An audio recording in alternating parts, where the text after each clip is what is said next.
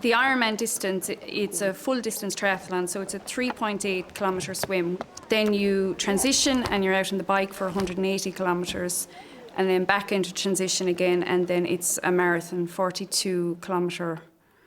We'll call it a run. It's quite often a shuffle, so it is.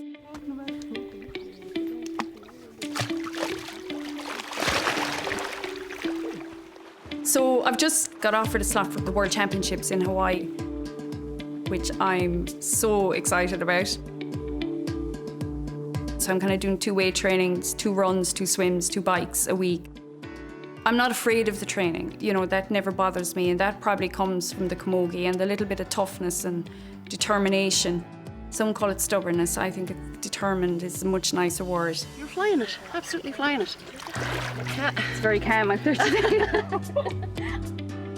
It's exciting. This is a once-in-a-lifetime thing. And everyone has their own reason for being there, their own reason for doing it, and it is such a huge test. I'm so excited.